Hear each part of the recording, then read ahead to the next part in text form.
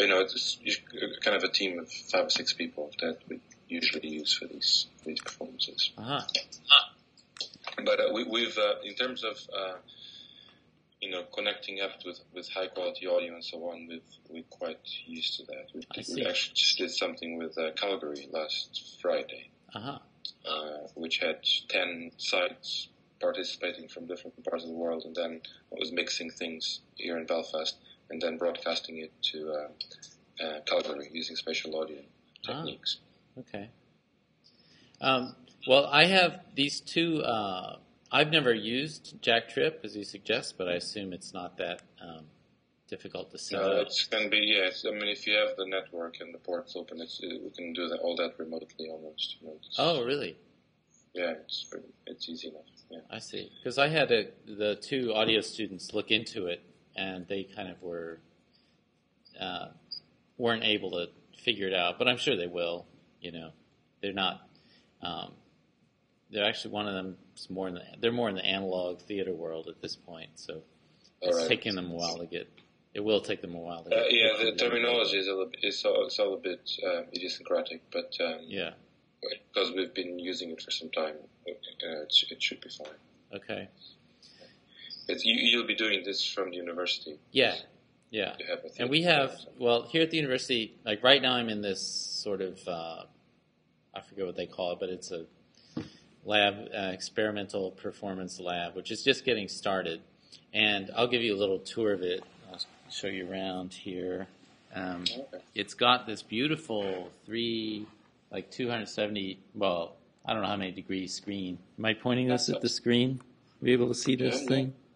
There we go.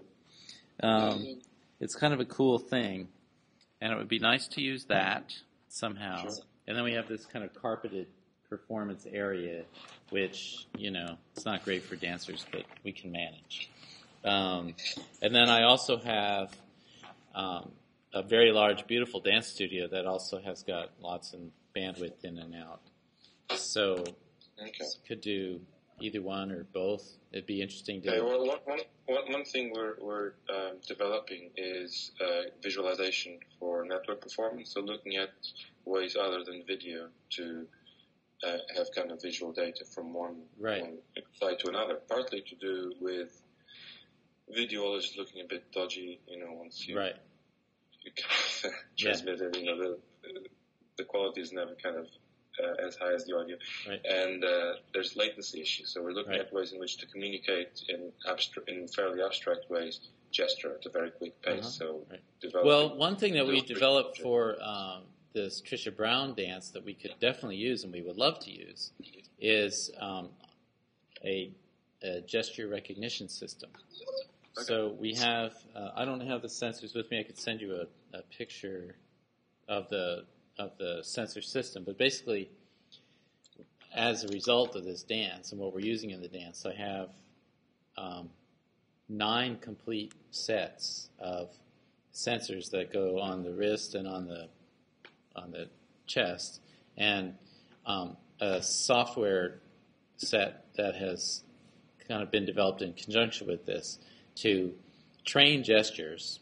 So what we've been doing is training the gesture recognition algorithms to learn different gestures. So we could make them up. We could say, do this, and you train it, and then the computer recognizes what that gesture is. So you can get a library of gestures that the computer can say, you've done gesture 1, you've done gesture 2, whatever, you've come 80% close to the ideal or something like that.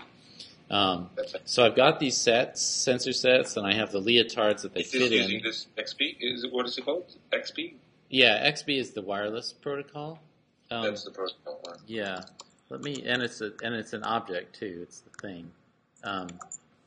Let me look. So what environment do you use for the gesture recognition? And so we use Max MSP, and then it's most of the gesture recognition stuff is written in Java, and so then that's used in there. I'm going to try to find this picture here real quick of the sensors.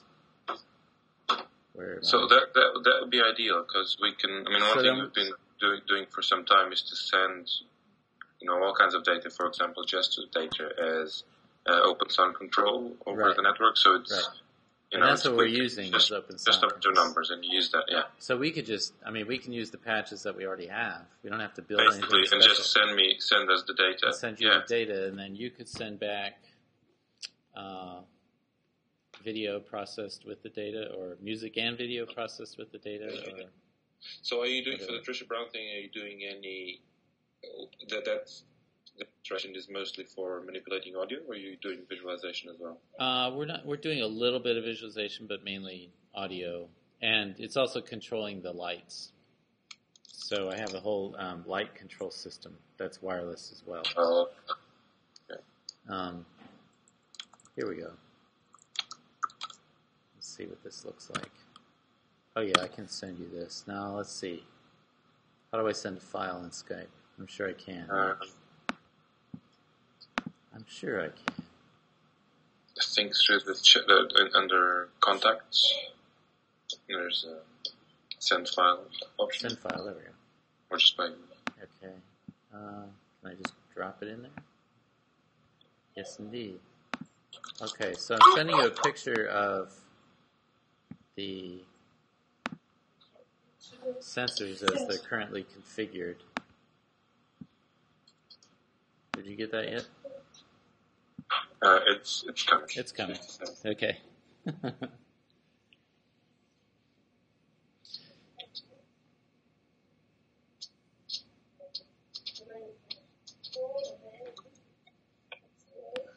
And are you thinking that this would be a public thing, or do you want to... It could be either way. Oh, I see. It's not even all the way there yet. So, it's forced. It's coming. Yeah. It should be... There we go.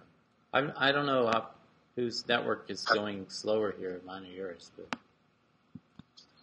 mine doesn't seem to be that quick. Yeah. That might be up. I'm calling from home now. So, oh, okay. All right. Okay. Well, that's very small. Yeah, it's let's see, where is it here? Do you have it there? I've got it. Yeah. Okay. So the device itself is only about the thing in the middle. Well, I'll start on the left. The left is the accelerometer I'm using. It's 5 degrees of freedom. It's got XYZ pitch and roll, and then that's hooked to the main thing that says Spark Fun. That's called a funnel board, and it's an Arduino clone basically. Do you use Arduino boards at all? Yeah. Yeah. Sure. And then the little attachment at the top that's got Pro on it, the little label in Pro, that's an XB, that little sort of house-shaped thing. That's it's a wireless serial modem is what it is. Okay. And then, the other's the battery.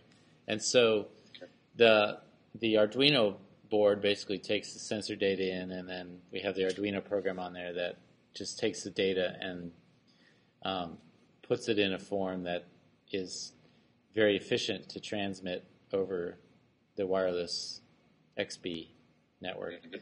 And those XBs theoretically have a range of about a mile, apparently.